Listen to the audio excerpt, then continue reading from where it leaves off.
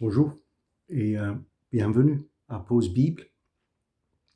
Nos 15 minutes dans la Bible chaque semaine pour nous recentrer sur l'essentiel pour ce qui concerne notre vie,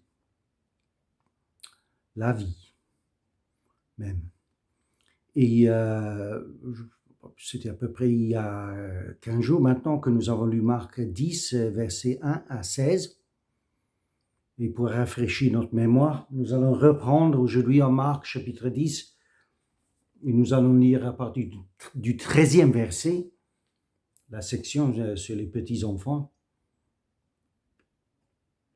Excuse-moi, j'ai une graine là. Marc 10, verset 13 jusqu'au verset 16. Et je lis de ma Bible seconde, comme d'hab. Donc Marc 10, verset 13, on lui amena, c'est-à-dire à Jésus, on lui amena des petits-enfants afin qu'il les touchât. Mais les disciples reprirent ce qui les amenait. Jésus, voyant cela, fut indigné, il leur dit, laissez venir à moi les petits-enfants. Et ne les en empêchez pas, car le royaume de Dieu est pour ceux qui le rassemblent. Je vous le dis en vérité, quiconque ne recevra pas le royaume de Dieu comme un petit enfant, n'y entrera point. Puis il les prit dans ses bras et les bénit en leur imposant les mains. Donc, deux grandes ironies pour commencer. En premier, que c'est les disciples du Seigneur Jésus qui empêchent les autres de venir à lui.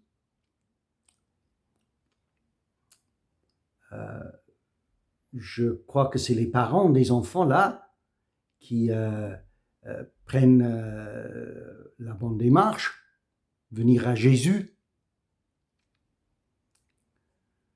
pour qu'ils bénissent leurs enfants. Et c'est les disciples qui cherchent à les empêcher. Mais quelle ironie! Une question à nous poser. Est-ce que cette situation-là, que ceux qui sont censés à suivre le Seigneur, ce sont eux, justement, plein des fois, qui empêchent les autres de venir à lui. Si on est chrétien, une question à se poser, quand même. Et deuxième grande ironie, nous venons de lire un discours, une discussion sur la question du mariage et du divorce. Mais qu'est-ce que c'est l'issue et le fruit du mariage et d'un mariage en circonstances normales, au cours naturel des choses?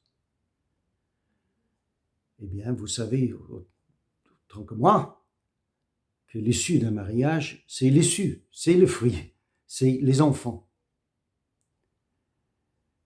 Et après tout ce discours où Jésus, il parle, d'abord, il s'adresse aux pharisiens qui l'ont mis à l'épreuve. Après, il s'adresse à ses disciples pour leur répondre franchement et carrément sur la question du divorce.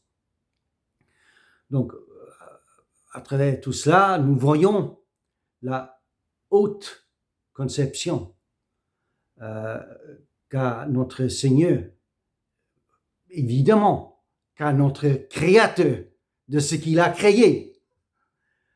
Le mariage et le mariage pour la famille qui est la base, c'est pas le gouvernement, du tout. C'est pas le gouvernement qui est la base de la société et la vie du monde, mais c'est la famille. Et donc, quelle ironie que vers la fin de notre lecture, chapitre 10 à 16, vers la fin de notre lecture, nous voyons ici les disciples qui chassent, effectivement,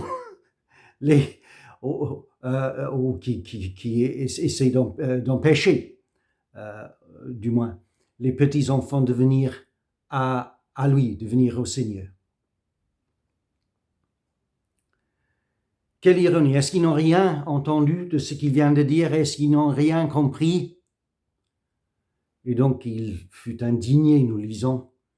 Il les reprend, les disciples. Et il leur donne l'exemple. Peut-être il était fatigué. Nous le lisons d'ailleurs dans les évangiles. Peut-être il était fatigué en ce moment précis, mais quelle que soit sa fatigue, il y a toujours du temps pour les petits. Le Seigneur a toujours du temps et de l'espace pour les petits. Et donc il reprend ses disciples. Parce que, si je peux le désigner ainsi, le système, nous aurions dû le comprendre. Et les disciples, à travers tout ce qu'il a dit et tout ce qu'il a démontré, le Seigneur, notre Seigneur. Mais non, on n'a rien compris.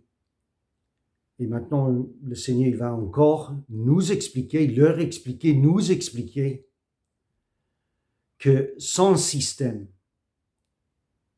de valeurs, qui est le vrai système de valeurs,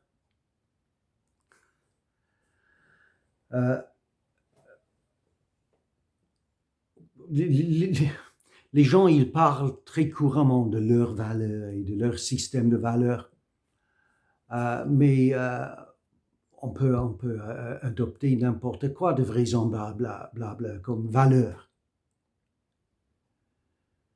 Mais en tant que chrétien, enfin, pour ce qui concerne la loi et pour ce qui concerne la vie,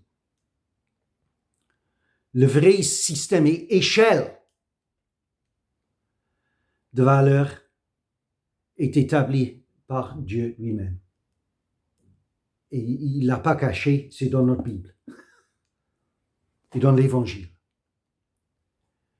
Mais ce système de valeurs de notre Seigneur, renverse le système de valeurs du monde. Donc, nous avions lu, n'est-ce pas, le Seigneur quand il a dit que celui qui voudrait être le premier, celui qui voudrait être le plus grand dans le royaume de Dieu, il doit devenir le plus petit. Parce que les premiers seront les derniers et les derniers seront les premiers. Nous avons lu, n'est-ce pas, dans le 9e chapitre, la lecture qui précédait celui-ci, que quiconque scandalise ou scandaliserait un de ces petits qui croient, c'était verset 42, il vaudrait mieux pour lui qu'on lui mit au cou une grosse meule de moulin et qu'on le jeta dans la mer. Donc, un fort avertissement, voire une menace pour ceux qui scandalisent et font du mal aux petits. Alors, l'autre face de ça, c'est le Seigneur quelle que soit l'opportunité, le Seigneur accueille, le Seigneur reçoit à tout moment, volontiers, et avec joie. Les mamans, les parents, avec leurs petits. Et il en tire une leçon aussi, qui regarde, enfin, son exemple. D'abord, il donne l'exemple. Quand je dis que le Seigneur, il donne l'exemple, je ne veux pas dire pour lui, pas plus que peut-être nous les autres, mais quand il donne l'exemple, c'est pas qu'il cherche à donner un exemple, c'est qu'il répond à une situation et tout naturellement, il donne l'exemple et il montre l'exemple. Il est dans cet exemple, à partir de cet exemple, qu'il tire la morale, qu'il tire la leçon, le principe qui est essentiel pour ce qui concerne notre rapport avec notre Créateur, notre Père céleste. Qu'est-ce que c'est ce principe? Qu'est-ce que c'est cette leçon? Eh bien, il dit, n'est-ce pas, verset 14, « Laissez venir à moi les petits enfants, les en empêchez pas, car le royaume de Dieu est pour ceux qui leur rassemblent. » Et puis négativement, il dit la même chose d'une manière négative, verset 15, « Je vous le dis en vérité, quiconque ne recevra pas le royaume de Dieu comme un petit enfant n'y entrera point. » Bon, eh bien, loin de chasser les enfants, prenez quelque chose de leur part, tirez une leçon de leur part. Et ce n'est pas pour dire que le système de valeurs a renversé toute chose, que les enfants sont devenus les adultes et les adultes sont devenus des enfants. Le but de notre Seigneur, le but de Dieu dans son plan pour nos vies, c'est pas de nous qui sommes adultes, de nous infantiliser. Mais il y a quelque chose que nous pouvons et que nous devons, d'après notre Seigneur, apprendre des enfants. Parce que notre Seigneur, il nous dit que de par leur comportement, leur confiance, leur conviction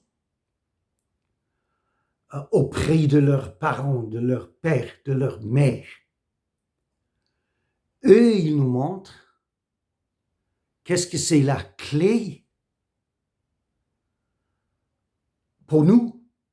Qu'est-ce que ça veut dire pour nous? Entrer dans une vraie relation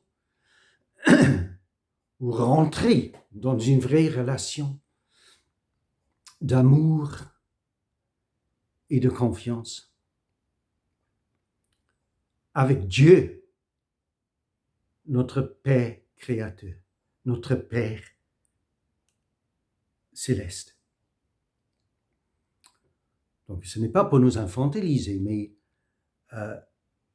il y a une rassemblance que signale notre Seigneur entre qu'est-ce que c'est le rapport d'un enfant avec ses parents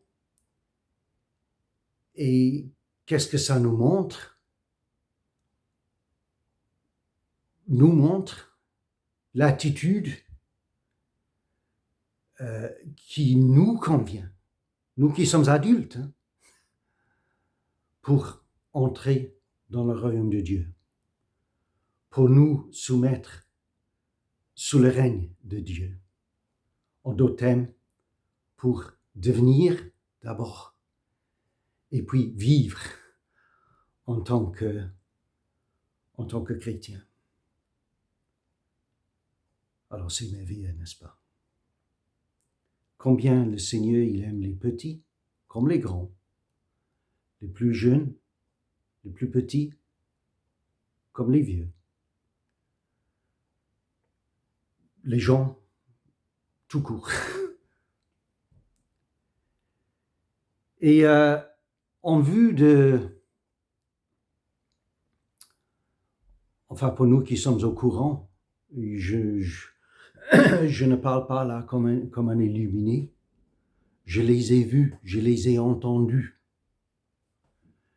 les grands de notre monde, les sophistiqués, qui prennent le contrôle maintenant et qui, dans leur orgueil et leur avarice, en l'occurrence, croient que la solution à tous les maux dans la société, dans la vie du monde,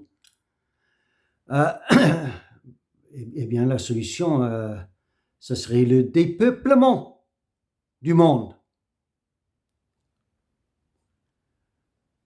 Le dépeuplement du monde, que je suppose, celui qui veut poursuivre ce stratège pour la vie du monde, il